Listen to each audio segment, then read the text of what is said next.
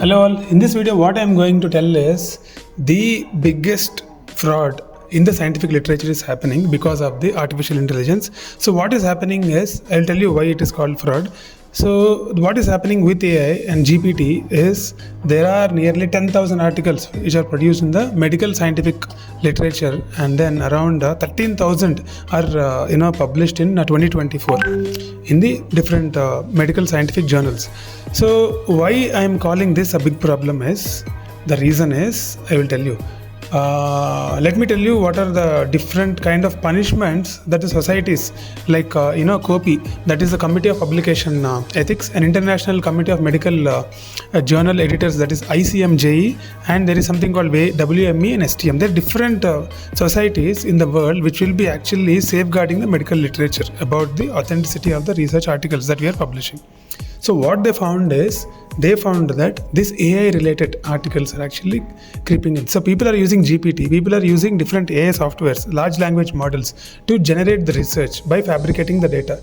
So then what they did is, they have actually retracted many articles in different journals. So I would like to showcase some of them, and I don't want to mention the hospital or doctors' names here because that my intention is not to actually defame them. My intention is to train you guys why not to use AI for scientific research. And if you really want to use, then how should you use it is what is the agenda behind. So I will not mention the names of the doctors here, but in India also they have retracted. Okay, in India I think in one of the place 129 papers have been retracted from one center only. Okay, because of the usage of large language models.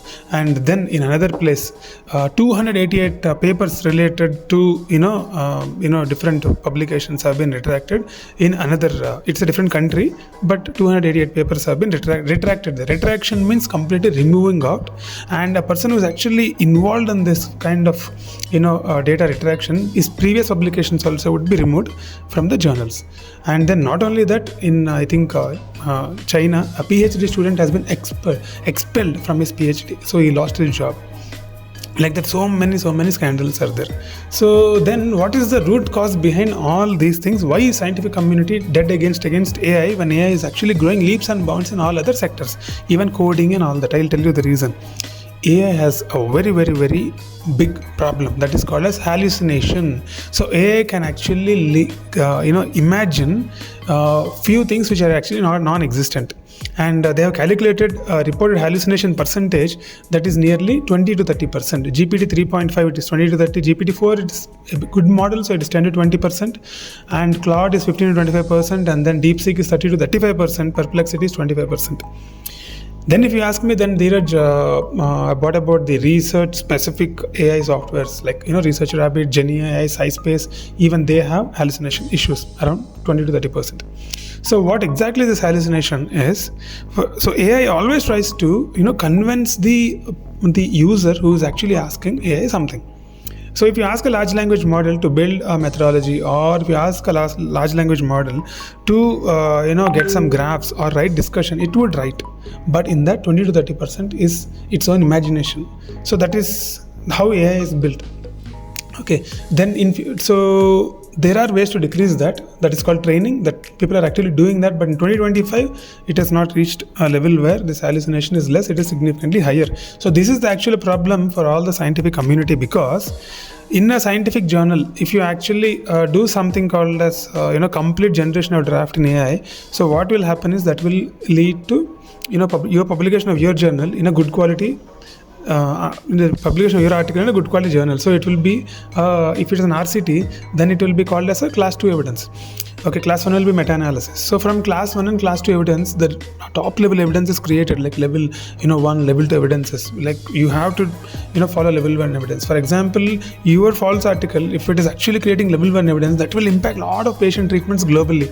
So that is the actual problem of all the societies which I mentioned. That is why they would be safeguarding the scientific literature. Not even one article in a good class 1 or 2 should have a fabricated data in that. So that is the main reason. So then if you ask me, what should we do? How should we go about? Okay, then if you ask me how you should go about is, so basically what you need to do is, if you really write a particular article in a scientific journal, okay, what you need to do is you can use AI or large language model for review of literature, or you can use it for building a methodology. For example, you are actually you want to do some study in brachial plexus block, or you want to do some study in some kind of appendectomy surgery.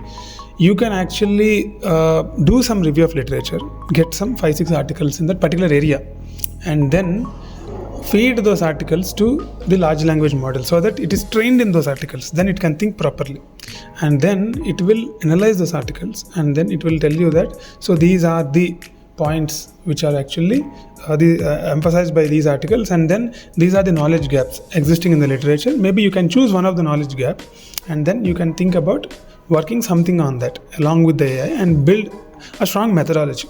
Okay, for beginners, because there are many beginners in India who actually don't have much knowledge about methodology writing. So you can use like that. But the wrong way of doing is directly asking AI, I want to do a study on brachial plexus block. Please tell me 10 studies. That is not the right way.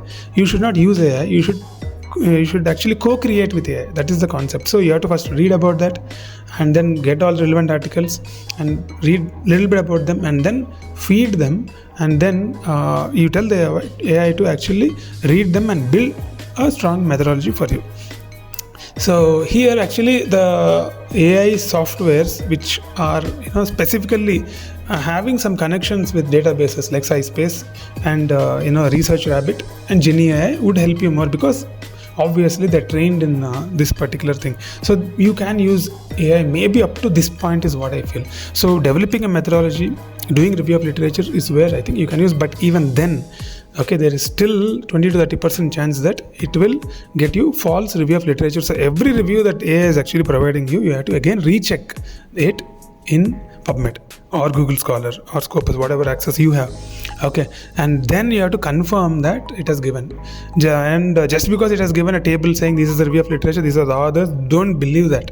Okay, it can fabricate the results. So you can actually use the AI for review of literature. SciSpace is the best, I recommend that. But even whatever SciSpace is giving, please download every article and read it, and then you will surely understand, okay, whether it is a correct review of literature. Till here it is fine. Then, but when you're publishing the journal, what you have to do is you have to actually disclose in the materials and methods section saying that I have used AI for review of literature or methodology writing, something like that. And if the journal really wants to publish your data, they will publish. If they have issues, then they will not publish. I have gone through literature. I think Walter Kruger is there. No? I think they are okay with AI usage in certain areas, like you can use it for methodology writing, you can use it for basic design of the study, but I don't think they will be okay if you actually use AI for analysis of data, generating graphs and writing discussion and results, because that should be done by graph should be generated by the statistician, or if you have Excel knowledge you can do in Excel. Discussion and results you have to do yourself by reading all the articles. Okay, you should not give to AI. Maybe once you write the whole discussion, you can give the final draft to AI and tell that please do English correction to this if your English is bad, and even that you have to disclose that I have written the draft but I used it for writing purpose. If the journal is okay with that, they will accept. If the journal is not okay, they will tell sorry, anything done on AI we wouldn't accept. So this is what you are supposed to do. Got it, no? I can understand the kind of pressure many people have in publishing articles, but the thing is, if you are using AI, then if you don't follow the rules which I am telling in this particular video, your particular article will be retracted, and whatever you have done before also will be removed. So this is about this one. And the next important thing is, can the authors, reviewers who are reading pick up? There are some reviewers actually became experts. If you do something in GPT, they will easily detect it. Okay, by reading there are some kind of phrases actually that is very typical for the GPT. They will easily understand. Okay, they're called as tortured phrases, so they will easily understand it. And I have seen some people actually using large language models even to write references. So you don't know, many times GPT will give you references. You just click the reference and put in PubMed, no article will be there. So you don't believe GPT with the references. You have to use reference manager like Mendeley or Zotero to do the referencing. So because Mendeley will genuinely, it will be linked to your website, it will verify it, and then it will extract from the website. So you have to use reference managers to do the referencing. Once you make a final draft with Zotero, maybe you can use GPT to do the final writing part, to modify the English only. Even then, at the end of it, you have to check again if it has stamped any numbers or anything in the final draft that has been made for you. Okay, so that is about this one, and then I'll tell you even more important points here. Then the next thing is AI detection softwares. So there is a strong arm race going between the GPT made stuff and AI detection softwares. Most of the journals are having AI detection softwares. The moment you upload, it will be detected. And then there are some instances where normally written things also were detected by AI as AI detected, and then because of false positive rate is little high. So if you write in AI, 100% will detect. So better disclose than actually being caught by the AI detection software.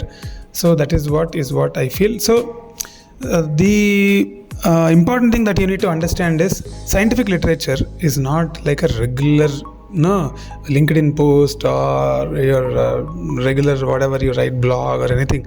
Scientific post should have authenticity, genuine data. No fabrication is allowed here, because every number that you tamper will change the treatment of a patient. So that is why the societies are so strict with the scientific literature.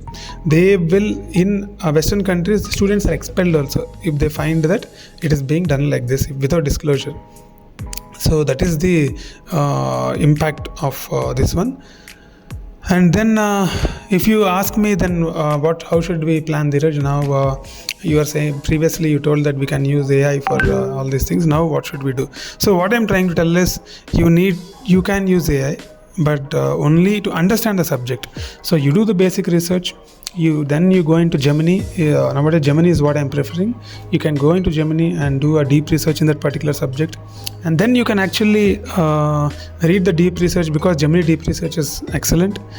And then you feed all that to Gemini and ask how to actually design a methodology, and it will design a methodology for you. And then whatever references you collected, you give. It will also go into web and collect some more references, but you manually check them again in PubMed or Google Scholar and check if the references are relevant to your particular study. And then you make a methodology, discuss with your senior and your statistician and your scientific committee about the methodology that you made. Maybe you have to disclose even there that you build this methodology on the Gemini or AI platform. And then after that, maybe you can start collecting your data. Once you collect your data, give to statistician. Once you get the results, you make all the graphs in Excel. Don't tell AI to make the graphs. That is a blunder. It will get all wrong graphs. And once the graphs are made, you write discussion. Read all the literature available in that particular area. Hardly 8 to 12 papers will be there. If you are doing an area, a neuroanesthesia or some area where actually some knowledge gap is there. So 8 to 12 articles you read and write a proper discussion. And finally you give to AI, because if your English is bad, and then it will do the writing part. And again you check it finally, and then you can actually publish the article, disclosing in the materials and methods that you have used AI and these softwares of AI you used, this version, this is what I used. So like this, if you do, your article will not be retracted. If the journal is not interested in taking AI made stuff, then that is their problem. But you genuinely disclosed that I have done it. So this is a genuine way of doing it. Okay, so this is what I would like to convey in this particular video. So this I am not doing this video to actually pinpoint some party whose articles are retracted. I feel very sad for them actually, because after making so many articles, they would have put their brain also in doing that. So if your article is retracted, it's a serious pain. So why not take care of it before it being retracted in future? That is what I'm trying to tell you actually. Okay, so thank you guys. Thank you for following the video till now, and good luck for all the research. So use AI, but use carefully. Think about hallucinations, and maybe it will decrease in future. There are different ways they're trying to decrease it by training the AI and all that. It will happen, but it will take some time. Okay, as usual, Dheeraj Masapu logging off. Roger that. If you want to learn more about all these things, maybe you can take my mentoring. And I think another few people I can accommodate. there is some waiting period. Some people are facing some challenges. I can understand that. That is because my schedule is little tight. You have to understand. So whenever I get free, I'm trying to clear some people. Sometimes I'm doing 2 people in a day, and so we'll see how it goes. Another 4-5 people I can accommodate in my mentoring. Once it touches 50, I will stop. That is the end of the mentoring. Okay. Thank you very much. Thank you all for following the video till the end. Bye.